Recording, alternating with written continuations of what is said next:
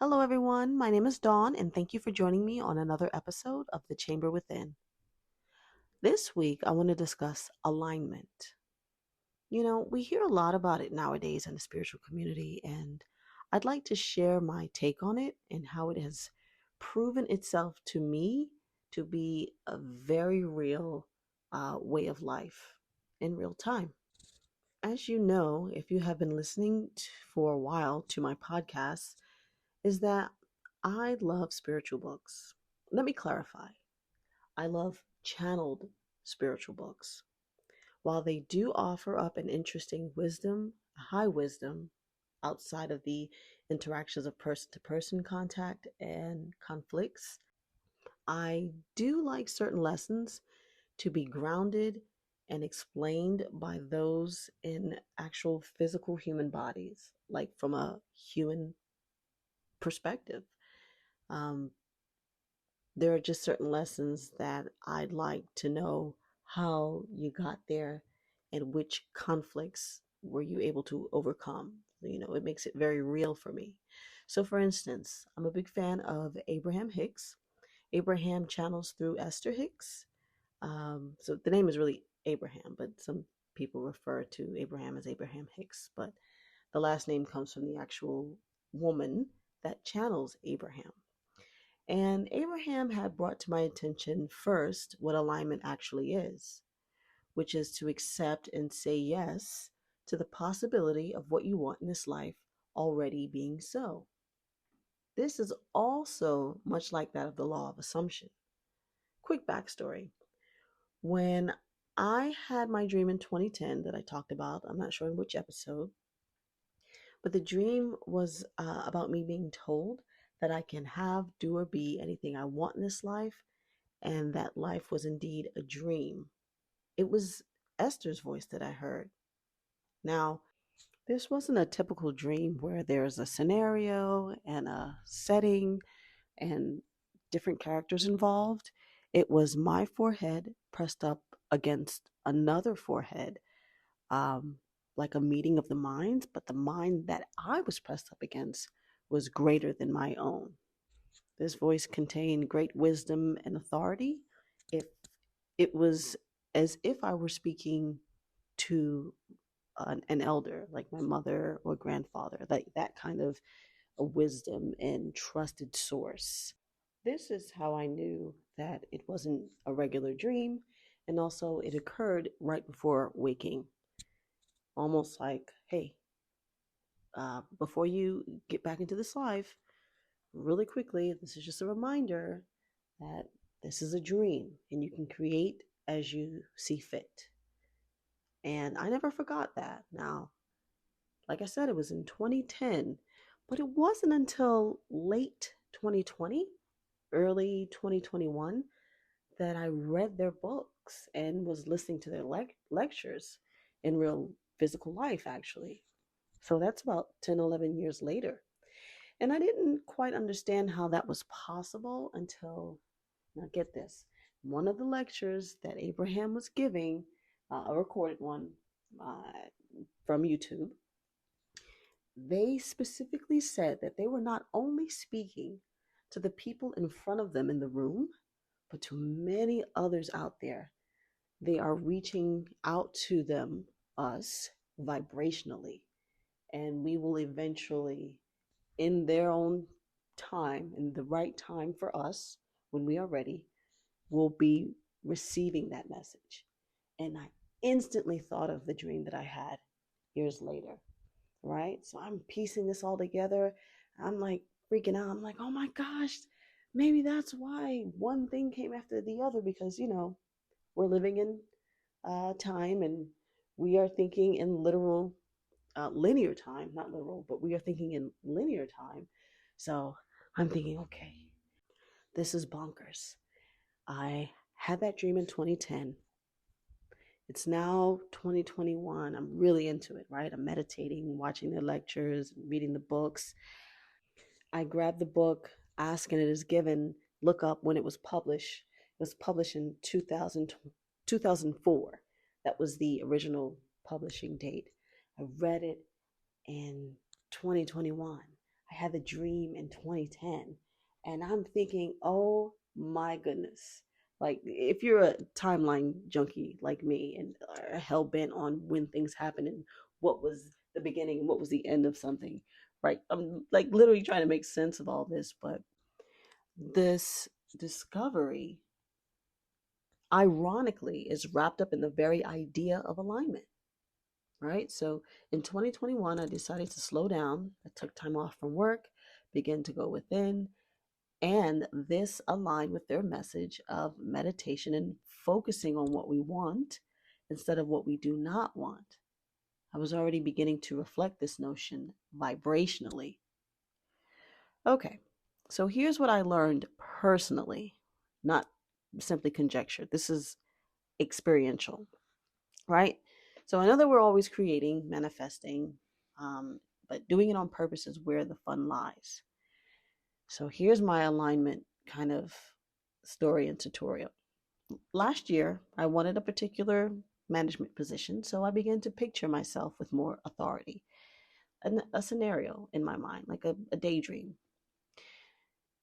I began to picture myself with more authority, capability, and the constant image I held in my mind was that associates were coming to me for answers, and I, of course, was able to handle the stress in addition to having answers for everyone coming at me. And I don't know, for some wild reason, I imagined everyone coming at me at once. Dawn, where's this? Dawn, do you know this? Dawn, I need this. And I was able to shoot off, this is here. I know the answer to that. You need it. I got it. Like whatever the question was, I had the answers for. Very chaotic, but I was trying to put myself in a position of um, capability and authority and being able to handle that position. So a year later, now I am in the position where I have this role, and my associates are always coming to me for answers. And now I'm like, no, please leave me alone. I'm busy. Like, I'm literally in my mind, I'm like, is there anyone else they can call on in the building? And the answer is yes. They just choose me.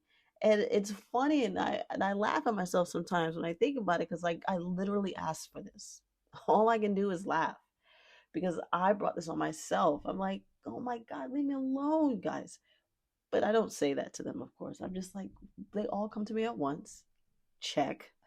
They all are either looking for something or need an answer to a question. I have the answer or I know where that something is. Check, check. But I can't complain really because the reason why I wanted this position was to demonstrate my way of being um, in this role because I see how other people have had it or may have used it in a way that was not so constructive and was borderline abusive. And I wanted to see if I had the ability to lead and still be my gentle self, right? Because people would have their criticisms, oh, you're not tough enough, or you're not doing this way. And I feel like this is just a new day where we can lead and not be uh, bullies. But I digress. Here's what I wanted to say. That's a that is of course one example. But my tip and my trick is to focus on a scenario where you're still yourself. You're still you in the first person. It's believable to you, right? You don't you are still recognizable to yourself. It's just the outside that looks different. So like when I wanted to move here, I just pictured myself in my clothes in a new space with, I love high ceilings. So high ceilings, big windows, large spaces. I pictured myself in a new environment, and that's how I got where I am now. Um, so alignment can be tricky because you're trying to picture yourself in this new space or this new experience which you have never had, but people are the same. You are relatively the same in a new scenario. I've personally grown since I've had this position, but I'm still me. So, what I would say to you is picture yourself standing or sitting in one scenario and you play it over and over and over and over again. And for me, since I am a little hard headed, I chose a conflict that was believable. Everyone's coming to me for something. That happens in my life personally, with family, with friends, and it can be overwhelming, but I know it so well that I use that. I brought that into the new environment, right? If you know you're shy, be shy on the beach if you want to go to a beach. I hope this is clicking. If you are talkative, imagine yourself talking to um, a stranger, someone who looks interesting, someone you think is hot, or someone who is serving the food. Oh, I've said too much. You have those moments where you're like, oh, I shouldn't have said that. Bring that quirk with you to this new place, to this new scenario. That makes it real. That is alignment. You're bringing yourself, your real, authentic self, with all the misgivings that you judge yourself with. We can't help but do that, into this new environment. If you are afraid to do something or raise your hand first, but you want to be accepted into a class, or you're trying to get into this new uh, room and you're networking, be afraid there. But be afraid at the networking event if that's where you're trying to get to in your mind. I'd really like to go to this event, but I'm scared. Okay, be scared, but go anyway. Take that scared self and put him or her in that room. Oh, I'm nervous, but I'm here. Do you know what I mean? Do you get it? Bring whatever quirk you have to that place and you play it over and over again. Play it over and over and over again. If you're overly critical and I don't know, you want this dress, you're like, oh, this dress is a little too loose or a little too tight. Bring the quirk with you, but change the scenario. You are going to be you in that new scenario anyway. Have fun with it. Like, that's what I did, and it has worked for me time and time again.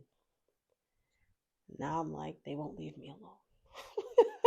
Because that's the constant in my life. Like, I'm just like, everybody comes to me at the same time. Like, if my phone rings, it'll ring kind of back to back. Or if I have text messages, I'll have text messages back to back. But I'm repeating myself because I'm trying to tell you, bring whoever you are, but create the new environment and props around you. I hope that helps. um, I kind of felt like I rambled a little bit. I kind of felt like, you know, I went here, there, and everywhere, but I promise that in my mind it made sense. And so I hope I was able to relay that to you effectively. And yeah, that's all I have for this week. Thank you so much for listening again. I hope you have a blessed week. If you have an issue with trying to align with something, or you've been trying to get something for an extended amount of time and it hasn't worked, you can email me or comment or message me, and I can help you troubleshoot and kind of reimagine it. Or just any other thing. If you'd like to leave a comment or have a question for me, I'd love to hear from you.